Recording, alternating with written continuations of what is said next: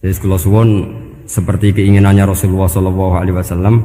Terus niki terakhir anna Rasulullah sallallahu alaihi wasallam kana la yanamu hatta yaqra alif lam mim tanzil wa tabarakalladzi biyadil mulku wa qala las antawaf yufaddilani kulla suratin fil Qur'an bisab'ina hasanatan. Jadi di antara kelebihannya surat Tabarok adalah mengungguli umumnya surat dengan kelas 70 kali derajat. Jadi keunggulannya surat Tabarok itu bisab'ina darajah di bawah surat-surat yang lain. Sudah, ini surat Tabarok agak panjang. Tapi alhamdulillah dari semua itu surat Tabarok itu kalah mbek Qul huwallahu ahad. Jadi ini nikmat terbesar kita. Karena enggak perlu Tabarok, saiki porsi ini diturunkan jadi apa? Qul. Makanya banyak tarawih main apa? Qul. Itu bukan cari cepet, itu dalile musalsal ila Rasulillah sallallahu alaihi wasallam. Jadi ada sahabat itu kalau ngimami main kulhu. Di Indonesia masih mendingan kulhunya rakaat kedua ya.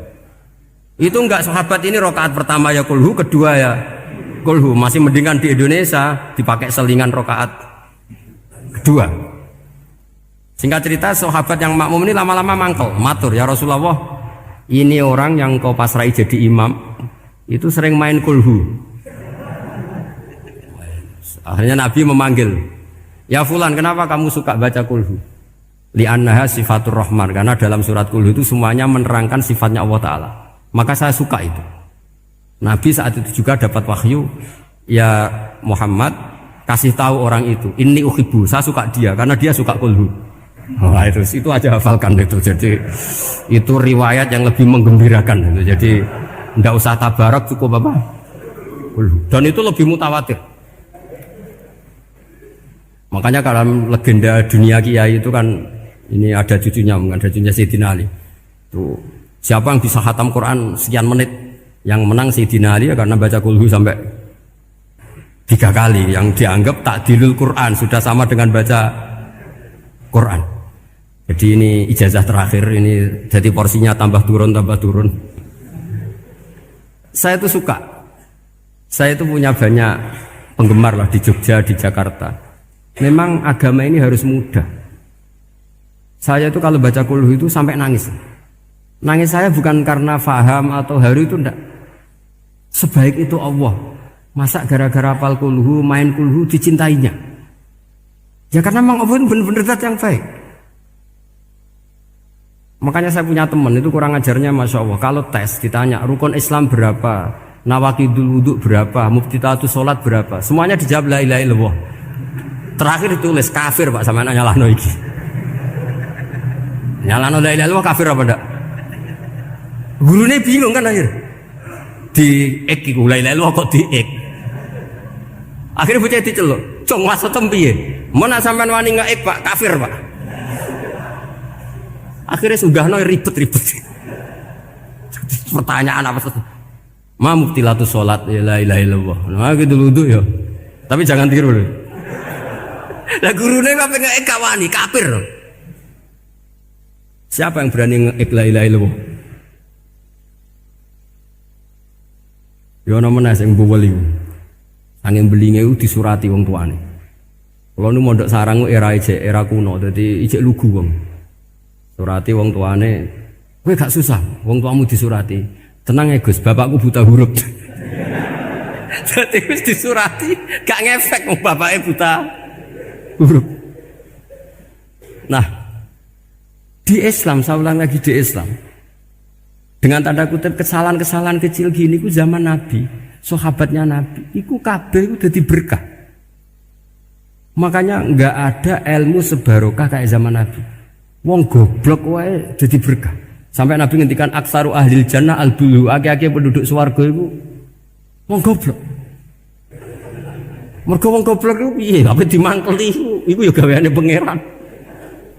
Nabi itu pernah disomasi wong goblok. Itu ya piye? Nabi kan cerita kiamat tuh gini. Yang kemarin enggak jadi itu.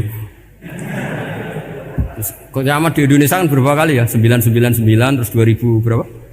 12 terus Jumat apa kan sering mau ada kiamat tuh. Saya sering ditanya tamu, Gus, entah ini kiamat teng putih, entah ini barang aku aneh-aneh. Ngkarwan la ya'lamuha illahu bokas bakas. Nak misalnya tenan piye Gus? Ya tenan sing entek kowe sik, anak aku gak. Wah sesuk tajak ngenteni kiamat ora sida kiamat. Aneh-aneh. Saya ulang lagi. Ketika Nabi cerita dasarnya kiamat itu sahabat itu enggak mikir. Padahal mereka orang-orang pinter. Si mikir wong desa, Mas. Ya Rasulullah mata sa'ah. Engkau itu cerita kiamat terus tapi enggak jelas tanggalnya. Lalu itu kapan? Wah, kaget sahabat. Oh, pinter juga. Kalau cerita itu ada tanggalnya dong. Ini kan cerita terus tapi enggak jelas tanggalnya. Apa diamuk wong desa? Ora diamuk mangkelno. Nabi meneruskan tentang ahwalil kiamah, masih nerangkan ahwalil kiamah. Dibaleni lagi. Ya Rasulullah mata sa'ah. Lalu kiamat itu kapan? Ini kalau ijazai, jadi bodoh tapi untuk ridhanya Allah Ta'ala pun. Kalau lah kadang jadi pinter gak nyesal. Ribet. Kongkonan ini, kongkon Pak Najib barang ini akhirnya. Gara-gara pinter. Padahal kok ya wong bodoh lah mlebu swarga, ribet kan? Direwangi dadi wong alim, sebelum kok wong bodohne ya melok mlebu swarga. Wong gelombang kedua itu pengumumannya siapa pencinta Nabi, pencinta wong alim masuk swarga. Yang pertama seleksinya agak ketat, yang kedua itu ya muhibbin mun cukup mun. Jadi sebenarnya swarga ya ketemu wong ras jelas-jelas nih. Wah repot ya. Akhirnya ketika Nabi gak jawab, sahabat itu banyak yang analisis kariha maqala, lam yasma, ada yang bilang lam yasma. Memang Nabi tidak dengar. Ada yang analisis sami'a wa kariha maqala. Sebenarnya Nabi itu dengar tapi gak suka karena pas khutbah diket, diinterupsi. Karena diulang-ulang lagi akhirnya akhirnya Arabi tadi mengulang-ulang lagi. Akhirnya Nabi jawab. Karena Nabi itu orang yang sangat pintar, jawabnya ma'atatalaha. Kamu kok berani tanya kiamat kapan, persiapan kamu apa? Fawawahi ma'atatulaha kabiro sholatin wala siyamin wala kata wa kata walakinni uhibbuka. Cek menang ya pede. Apa Nabi tanya persiapan saya? Oh kalau sholat saya biasa kok bangga. Wes wong desa biasa kok. Fawawahi ma'atatulaha kabiro sholatin, saya sholatnya biasa, puasa biasa. Maksudnya sing wajib-wajib tok lah, ndak aneh-aneh. Tapi walakinni uhibbuka, tapi saya ini mencintai engkau. Apa jawabannya Nabi? Almar'u ma'aman ahabba. Dan itu melegenda seluruh dunia, baru kayak Bedui. Jadi semua orang yang hafal hadis almar'u ma'aman ahabba atau anta ma'aman ahbabta, itu barokatu hadal Badui, karena berkahnya orang Bedui. Dan hadis itu mutawatir karena dikatakan Nabi ketika khutbah, orangnya banyak yang hadir banyak. Barokahnya orang Bedui, gak disopan santun. Mukjizatnya Nabi seringnya gara-gara orang Bedui. Nabi khutbah, wis khutbah cerita akhirat, cerita kebaikan. Ya Rasulullah, khutbah mohon bakas akhirat kebaikan. Sekarang itu tidak ada hujan, halakatil amwal. Sekarang harta hilang semua. Hewan-hewan sudah mau mati semua karena apa? Kekeringan. Mohon jenengan rasa bakas niku pun jaluk udan mohon. Nabi langsung Allahumma wah langsung udan tuwurs. Nak jari ulama lah Nabi berodok gelos putih udan seminggu nganti akhirnya sapi ini aku gak mati krono kehausan tapi kelentir. Parani nih Nabi, ini orang rasa salah paren ya Rasulullah. Wong kula njuk donga udan ben ra mati, saiki mati tenggelam. Mun lereni itu santai weh.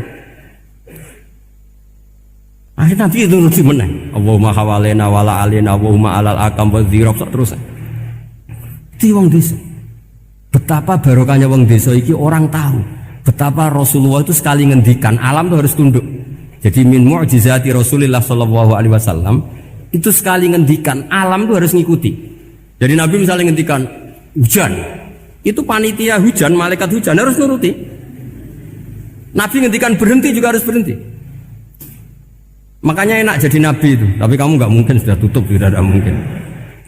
Makanya Nabi itu pernah minta dalam satu maidah, ya fulan saya ambilkan dirok. Dirok itu kaki kambing yang depan, diambilkan. Ambilkan lagi, diambilkan. Ambilkan lagi ya Rasulullah, bukankah kambing hanya punya dirok dua, kaki depan dua? Andaikan kamu bilang iya, maka akan selalu ada dirok selagi aku minta. Karena alam ini akan mengikuti. Jadi Nabi misalnya mau dahar gitu ya, kok Nabi ngendikan ya Jabir, ini jangan kamu entas, yang entas harus saya.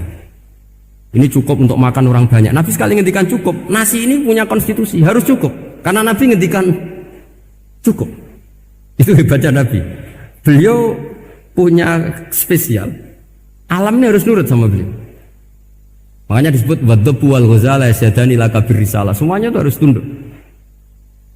Nah, akhirnya syafaat-syafaatnya Nabi itu gara-gara desa-desa. Saya itu pengagum wong bodoh ya, termasuk hadisul Arabi tadi. Ada orang desa tanya, ya Rasulullah nanti kalau saya mati itu yang ngisap siapa ya? Allah ya. Wah bagus lah, terus langsung mulai. Barang mulai, abe guya-guyu. Nabi iya karpe, dipanggil lagi. Ya Arabi, kenapa kamu tertawa-tawa terus pulang? Ya baguslah kalau yang ngisap Allah. Selama ini hubungan sama Allah saya baik-baik saja. Tapi Nabi muji faqhu hadzal Arabi, wis pinter kowe cong. Terus pernah lagi ada orang Bedui tanya, hal yadhakur rabbu ya Rasulullah, apakah Tuhan itu pernah senyum, pernah tertawa? Naam, kata Nabi, ya pernah. Lan na'dima min rabbin yadhaku khairan. Kalau Tuhan pernah senyum, pernah tertawa, wah orang kalau pernah tertawa itu pasti baik. Ya baguslah, enggak apa-apa. Jadi makanya ini unik ya, Islam itu agama yang unik. Agama yang berkah, yang alimnya ya ketulungan, yang bodoh juga ketulungan. Karena memang agama ini untuk semua, lil alamin, untuk semua. Maka kata Imam Ghazali, Allah mengutus Nabi itu diutus ke raja-raja, diutus ke pedagang, diutus ke aromil, diutus ke fuqara, diutus ke birokrat, diutus ke apa saja. Ila jami'i sunufin nas, ila jami'i asnafin nas.